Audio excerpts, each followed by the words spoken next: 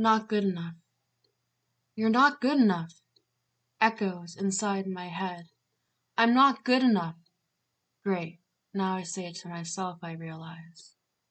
I cut myself down with the toxic words of others that were carved into my core and my whole being.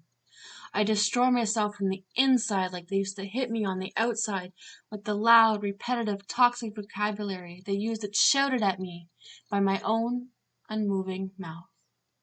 I will never be good enough, a daily thought that leads to people-pleasing and burnout because I am constantly trying too hard to give my whole being to every single individual that is around me. But I am only one being, not two, not five, not 10, and even though burnout is the consequence, self-destruction is the meaning between the lines. Remember, they said, you're not good enough. And I remember that I'm never going to be good enough. I see myself from the outside, running and on the go like I have an internal battery or one on my back, like the Energizer Bunny. I keep going and going and going until the battery is low. But then I keep going and going and going and going until the battery dies. I am my own worst foe. The negative part of self-awareness is that I can clearly see the self-sabotage in me. I abuse myself like they taught me. Those people that are not involved in my everyday life anymore, but it's like I picked up where they left off, and even though they walked out the door or I shut the door, I keep knocking myself to the floor. And when I'm knocked to the floor, knocked down, sometimes I stay there for a while, looking at the cracks in the ground and comparing them to the cracks in my skin. I look at the dirt and grime around me and compare it to the dents and bruises within. I ponder now, should I stand up? If I should follow that quote, fall 7, stand up 8. But deep down there is so much hate, a disgust pointed in the wrong direction. When the storm hits, a boat adjusts its sails. But the sails got thrown backwards and the waves sent that boat down the river in the wrong direction. But wait, what if the boat tips over? What if the storm doesn't let up? What if the constant worry and questions of what ifs are like a hurricane out of nowhere and the boat isn't prepared for, but down the river it flows in the wrong direction? Do I stand up? Do I take down the sails? Take out my oar and paddle against the current? Do I try once more? Of course, I try once more. The crowd on the shore is cheering, "Paddle harder with that single oar. You can do it. We believe in you. Fight. Get up. Try another door."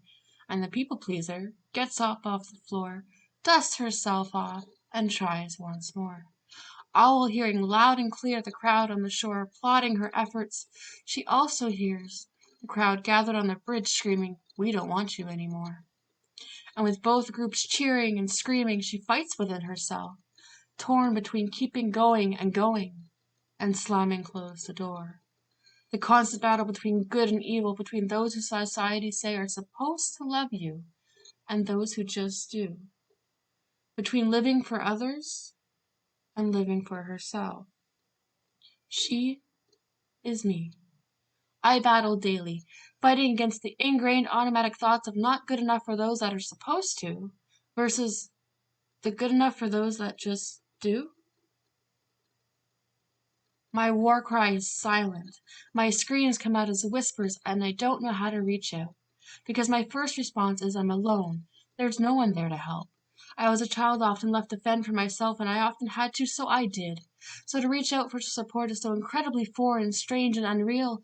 To believe that there is someone on the other side of that door when I'm needing help and want to reach out is so seemingly unbelievable that I fall to the floor. And once again, I compare the cracks in the ground to the cracks in my skin. I compare the gaping holes in the floor to the deep wounds in my soul, and I take a moment to breathe. In, out, in, out, in, out. And I, the people-pleaser, and the battle warrior, the one lost in the boat finally arriving at shore, make a decision to ignore the screaming on the bridge because I can't deal with that anymore. And as for the wounds in my soul and the cracks in my skin, well, don't they say, when there's a piece of glass missing in a tinted, broken window that still stands strong, isn't that how the light gets in?